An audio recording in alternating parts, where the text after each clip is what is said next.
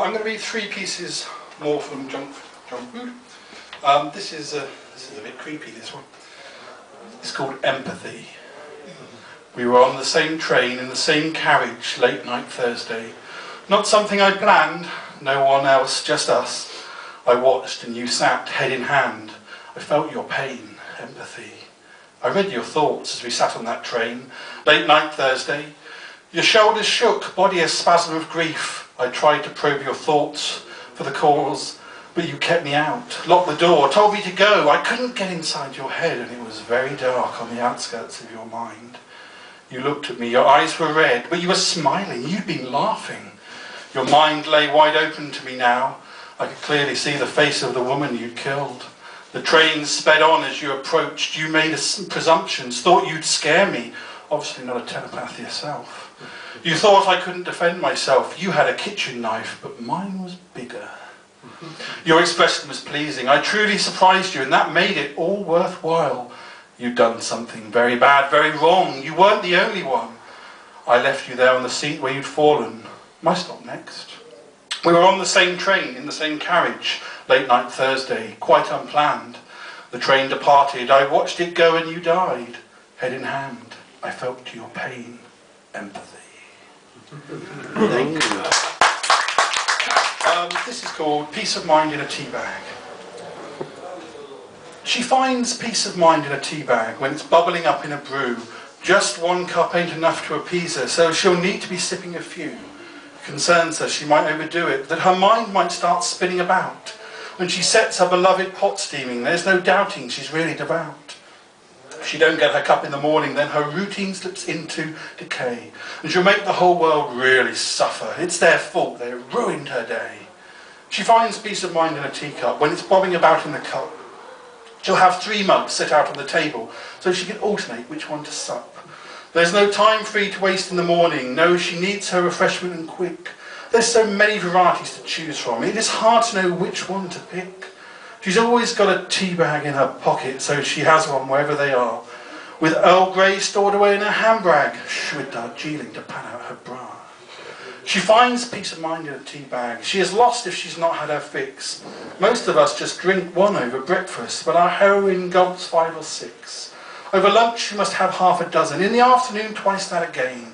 As she moves, you can sure hear her sloshing, although you may well mistake it for rain. It is hard to keep track of her drinking. How much tea, say, she downs in a week. But one of these days, woe betide her. She will sneeze, and then spring a leak. I should add that the books I've been doing this year I'm still doing the poems, but I've been doing a lot of sort of 100-word stories. I shall come to some of those in a bit as well. But I've been writing lots of short stories or sort of prose pieces to mix out the books, so it's not just the poems. This is one that's somewhere in between. I don't think I know what this is. It's called Alternative Rock and Roll Lifestyle. I can't believe what I am seeing. She's doing it right there in front of me, cracking open the Earl Grey, popping the tea bags into the pot, pouring on the boiling water and offering it round. Anyone for tea? Tea? Really? How do people get away with stuff like this? I look around, watch the crowd in the dressing room. They're all doing it, helping themselves. One man has 2 cups and he's taking a sip from each alternatively. Oh my. Someone has a pack of digestives open, chocolate ones too. What if somebody sees them? I'm not sure if I can cope with all this. What if someone overdoes it, chokes on biscuit crumbs and is found in a huddle in the corner? I look around some more and see a couple by the window eating finger sandwiches, little cucumber ones, and what may even be smoked salmon. Vol-au-vent, says someone in my ear. I stare at it in horror. I can see prawns and rocket leaves. No, thank you, I cry. Maybe later. I try not to make eye contact with anyone. The whole place is doing my head in. Someone has just brought in a large plate of chicken drumsticks. They're coated in a sticky honey dressing and one woman has it all over her mouth. She's licking the honey coating off her fingers and laughing. The man at her side is trying to eat a cream eclair sideways. This is so debauched. Think of the calories. I see a nun by the bar ordering peppermint tea and nibbling on a mini baby bell. She smiles at me. I don't know where to look. Trying to keep it together, I reach out for a paper cup of gin, except It isn't gin, it's water, sparkling water. I panic, heading for the door. I'm too old for rock and roll parties these days. It's not for me, I'm going home. I need to calm down and get some rest. All I need now is a Jack Daniels, a line of Coke and an early night.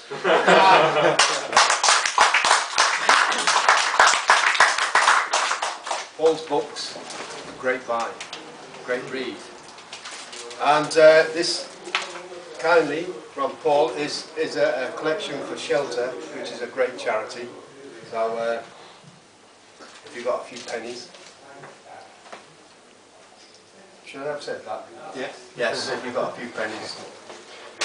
We start with, you had them on a Thursday, didn't you? Well, this is about Tuesday, and it's called Tuesday. It was Tuesday, late in the day when we met. It was raining so hard and we were both soaking wet. I talked to her like she was an old friend, and I realised soon I didn't want this to end. So I said, fancy a coffee, even though it was late. She grinned and said, shall we call this a date? And we talked as we walked, and it got really late. I said, let me walk you home, at least to your gate. We got to her house. She said, come in for a drink. Yes, please, I replied. I didn't need to think. The evening passed to morning. The evening passed the morning, we laughed and we joked and saw the new day dawning. Then we kissed, and my heart missed a beat. Then we kissed again, a double measure neat. Her lips tasted of the morning mist, and once again we tenderly kissed. Then undressed as the sun's rays hit the counterpane, and I knew I'd never be the same. I kissed her eyes, her neck, her ears. It nearly brought this grown man to tears. She whispered, don't rush, just take your time. And you and me will make each other mine. If I ever thought that I wanted to die, I now know for sure that this was a lie. She made me want to live. She made me want to give. And after, when we felt just so, her cat jumped up and bit my toe. But we laughed and began to touch, and I wanted her so much. Then later, over a cup of tea, she said, does that mean you really like me? Yes, I said, I really love your feet. And my heart missed another beat. I love the way you sway, I love the things you say. Your nakedness is branded on my brain. My heart was racing like a train. She smiled and said, I like you too. I said, I want to make love with you. And though I'd not had too many lovers, she took me under her bed covers, and heavens did she make me moan and yell by doing, well, a gentleman never tells. And then the bell went clang, the telephone rang, I opened my eyes, and to my surprise, I was alone in my room. It might as well be a tomb. Just another wet dream, though for a while it did seem so, so real, so, so good. But then I suppose it would. Oh.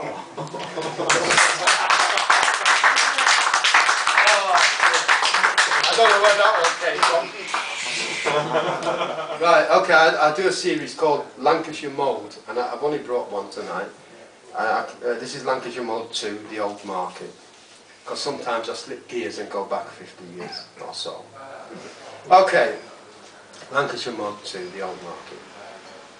On Saturdays we went up to town to watch the day unfold, and around the old market hall with lots of stalls and canvas roof that flapped like a sail when wind got up. And we would drink pop with bag of chips, then watch old ladies sat on seat with varicose veins and swollen feet. Aye. They sat next to that stall that sold such things as Wensleydale and Leicester Red, Edam, Gouda and fresh baked bread. And for this, they'll have to forgive me please, but old ladies always remind me of smell of cheese. I remember once she smoked a pipe and she wore her hair up in a bun, and we as boys would talk such fun. And there were t'other with pink-head scarf on, taking snuff, and with brown handkerchief wiping it back up. And fresh fish shop full of ice with fish from there, which me mum used to buy and cook for tea on a Saturday. And at 5 we would help market men pack away empty crates and boxes full. And then we would pull carts at lock-up and all for a cup of dandelion and burdock. Then off we would go back home to play and wait like mad till next Saturday. That's that one.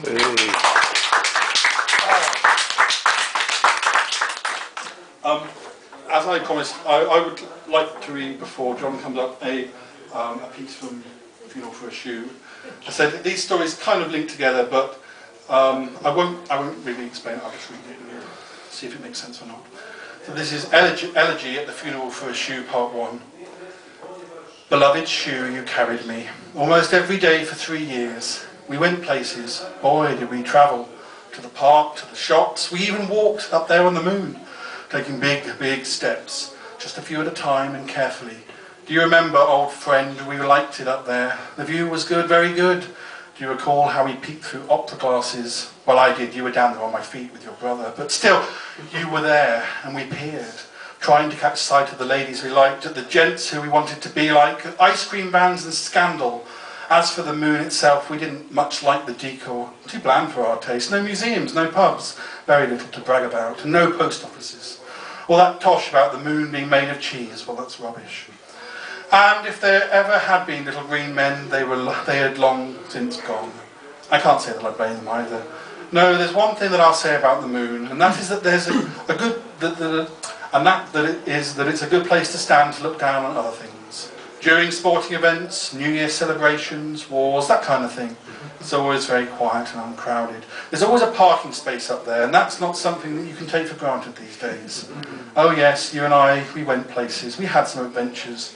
But now you are gone, leaving me a little lopsided. One shoe still holding on, the other foot left naked but for a sock. I'm really going to miss you, and so will my bunion. Thank you very much.